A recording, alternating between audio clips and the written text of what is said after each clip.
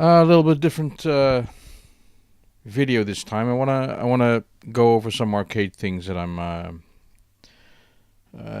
working on, and I actually like doing this kind of thing, and I'm on sort of an arcade trip, so I've decided to do things, and they're taking me places, and I'm usually not so good at uh, starting something and then seeing it through to the end, but this thing, yeah, I'm just taking it one step at a time and going very slowly, and being very conscious of what I'm doing. So I just want to show some things that have come up and are playing a part in the whole thing. So my initial idea was to do, to be able to play Robotron in the way that it is supposed to be played, as a horizontal arcade game with two joysticks. Now that seems easy, but it is not as easy as it sounds, because and I'll show you. I've tried some things already that work, but they're not the same. It's actually, I've discovered that the reason that arcade cabinets work is because they have everything that you need. You have a solid base. You have like the audio is there, the power is there, the display is there, the joysticks and the buttons, they're all in the same place. And that sounds trivial, but as soon as you try to build something yourself, you always end up with the same problems that have been solved by putting them in an arcade cabinet of what kind of shape, whatever kind of shape that comes in, as a cocktail or a stand-up cabinet or a bar top. They all share the same thing, and that is important to be able to play games correctly. And Robotron is even more difficult because it has two joysticks. Now, my idea was to make an arcade stick with two joysticks, and I don't want it to cost a lot of money. So there are joysticks out there, and they have like a zillion buttons and two sticks, and they're meant for two-player fighter games, and this is not what I'm looking for. So I decided to build something myself. Now, there's something out there called the Bamboo Arcade. You can just go to bambooarcade.com. It's a guy who makes, he has his whole IKEA-like plan of making an arcade stick from cheap parts. Just right up my street. So part of that is the design that you see here. This is the design that he goes for, like one joystick here, and 8 buttons there, and then 2 buttons up there, one for credits, and start player 1. Now, the only reason that I can think of that you need this many buttons in a game would be a fighting game, because you have the kick and the punch and the and the soft, medium, and hard, or whatever you want to call it. And then there's I'm never gonna play fighting games that way, and I'm never going to. I mean, if I want to, I have an arcade stick like that, so I don't need that many buttons. But this is the design that the stick comes with. So I thought, why not just make something that I want? So, which is easy, because the guy from Bamboo Arcade, I don't even know his name, he included this design as an Adobe Illustrator file. So I took that, and I took the same elements, and I made this design. Now that is more like what I want. It's got 2 sticks, which is the main thing. For Robotron, you need 0 buttons, except the credit and the play, maybe if you go, if you're using this in a MAME environment or an actual arcade environment, but you don't need any buttons. Now, if I wanted to use this stick for a different kind of game, I could still use buttons, but not like 8. This is half the buttons, 4 buttons, which should be more than enough, and it would be only for the one player. If I had, truth be told, I'm never going to use this stick in a 2-player environment. It's just going to be for me. So either 2 sticks for Robotron, or 1 stick and a couple of buttons for other games. So that's what I came up with. I had a different design. It's almost the same, except that I moved the these buttons, the player 1 and the credit button. I moved them a little bit lower because it was coming very close to this edge, and this is going to be drilled out of wood, so that edge would be very thin. I may even decide, this is the design that I'm going with now, and I thought, let's get this out of the way. I thought eventually I could even put these on the side of the stick, because there's probably going to be room there, and I don't need these to be in view all the time. And the stick on the top of the device, the stick is just going to be this circle, but I'm guessing that this requires all this room underneath, so that I cannot put buttons here because it will conflict with the hardware underneath the stick. So Bamboo Arcade also includes, the trick is for me to put this on the chopping block. It's actually the IKEA chopping block, or chopping board actually, and for me to drill holes in. So I got these speed drills, 28 mils and 24 mils. I didn't have those, so I bought them. And all I need now is the wood, which I don't have yet, and the buttons. Now, Bamboo Arcade includes a link to. It's a set. You can look it up. If you type in Zero Delay Arcade set, you will come to some Hong Kong-based seller who sells joysticks and buttons in these sizes, with a little board that will convert the inputs from this to USB, so I can connect it to my Raspberry Pi or PC. And it comes with all the wiring and everything you need to build this. The sizes, the dimensions of the parts are the same as Sanwa's products, which will be a lot better, I'm sure. These, I'm guessing, the quality of these will be very low because they are very cheap. The whole set, including many more buttons and 1 joystick, will cost like $12 or 12 euros. So for 24 euros, I bought 2 of these sets because I need the 2 joysticks. I'll have a crap load of buttons to start with, and they will be low quality, and I will see, if they fit my needs, then that will be fine. I'm not going to be a professional Robotron player or anything.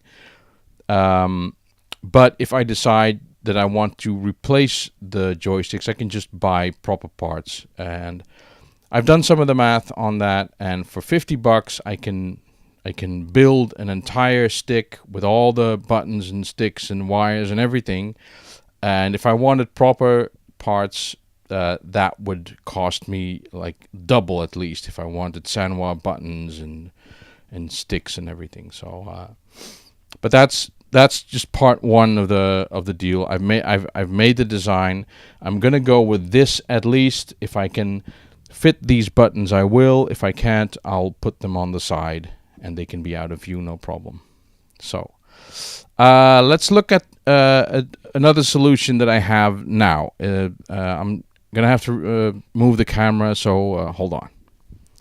Now this is where I normally sit. This has this plank I use to mount my HOTAS on. So this and this is for Elite, and they need a solid base, and they need to be stuck together because when you're in combat, the whole thing flies all over the place. So I just attached them to this board, and I've left enough space to put my keyboard on, but basically this is just a plank. So what I did, I got these two Speedlink Competition Pro joysticks, and I looked up their dimensions online, and I did my stinking best to get those cut out at exactly those dimensions to fit in here. Now, Competition Pro joysticks, these Speedlink jobs, they have a little button, a little sliding button on this side. I think it's for auto fire.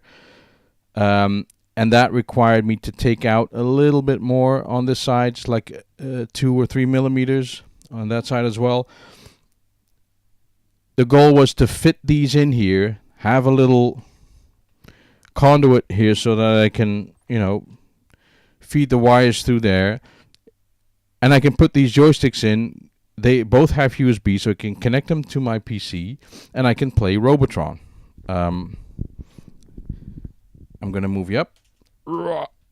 See, there it goes. That's Robotron.